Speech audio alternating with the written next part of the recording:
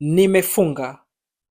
Nimefunga. I have closed. Hamjambo, welcome to Kiswahili with Abdul Karim. In this lesson, we will learn the Swahili present perfect tense.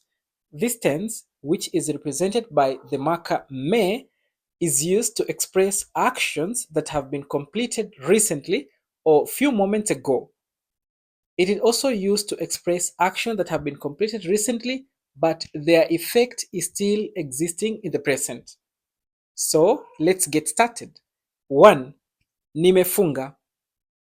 Nimefunga. I have closed. 2. Nimepakia. Nimepakia. I have packed. 3.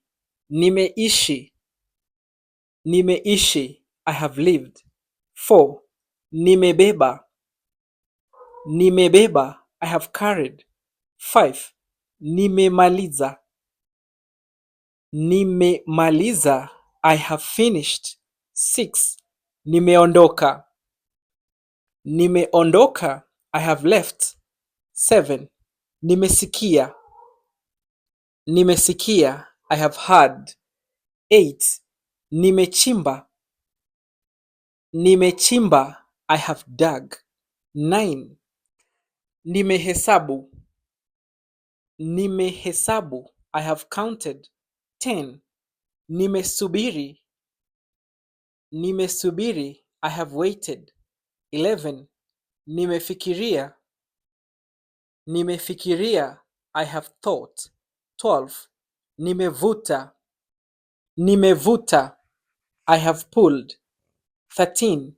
Nimeanguka. Nimeanguka. I have fallen. 14.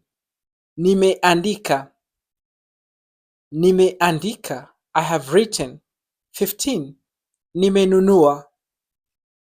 Nimenunua. I have bought. Now, as I said, it is used to express two situations. The first one, actions that have been completed recently, and actions that have been completed but their result or their effect is still existing. For instance, the first verb, nimefunga, the first sentence, nimefunga, it has two meanings. The first meaning is I have closed. The second meaning is I am fasting.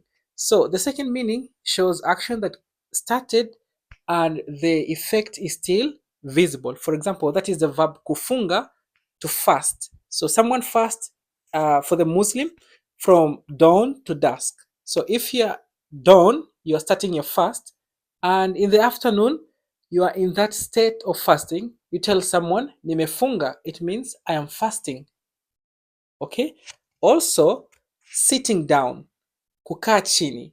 If you're sitting down, the action of going to sit started and finally you sat down. Okay? So in Swahili, we will say nimekaa, which means I am sitting. Nimekaa. So it shows the existing effect of an action. Same to kusimama, to stand. You say nimesimama if you are in that position of standing. Okay? Thank you so much. Don't forget to subscribe to this YouTube channel at Kiswahili with Abdul Karim.